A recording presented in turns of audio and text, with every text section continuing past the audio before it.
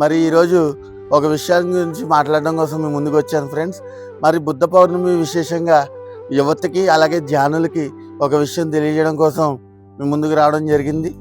చూడండి, బుద్ధ పౌర్ణమి అంటే ఏంటంటే వైశాఖ పౌర్ణమి రోజునాడు బుద్ధుడికి జ్ఞానోదయం అయింది కాబట్టి దాన్ని బుద్ధ పౌర్ణమిగా జరుపుకుంటారు. మరి పౌర్ణమి రోజు ధ్యానం ఎందుకు చేయాలంటే, ధ్యానం అంటే ఏంటి? మన లోపలికి మనం ప్రయాణం చేయడం కోసం మనం ధ్యానం చేస్తున్నాం. మరి చాలా వరకు ఎంతోమంది యువత ఎలా పడితే అలా ఉన్నారు. బయట ఎలా పడితే అలా తిరుగుతూ మరి అదే ఆనందం, అదే ఒక ప్రపంచం అనుకుంటూ తిరుగుతుంది బయట ఆ యువత. కానీ అది కరెక్ట్ కాదు కదా.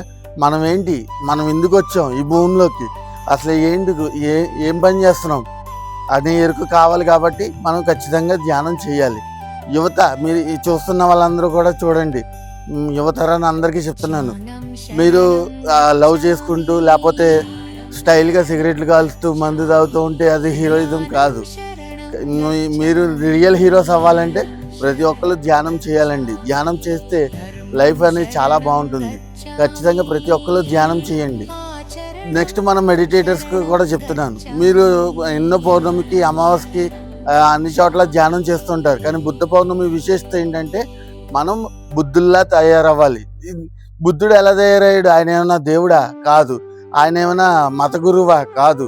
ఆయన నుంచి మనం ఏం నేర్చుకోవాలి? ఒక రాజు అయ్యుండి కూడా ఒక భిక్షాటం చేస్తూ ఒక సన్యాసిలాగా మారి మనకి ఎంతో చక్కనైన సందేశాన్ని ఆయన ఇచ్చాడు. అంటే రాజు లేదా పేదవాడు అనే భేదాలు మనం చూపించకూడదు. కేవలం ఈ మతాలు కులాలు అనేది మనం సృష్టించుకున్నాం తప్ప పైనుంచి రాలేదు.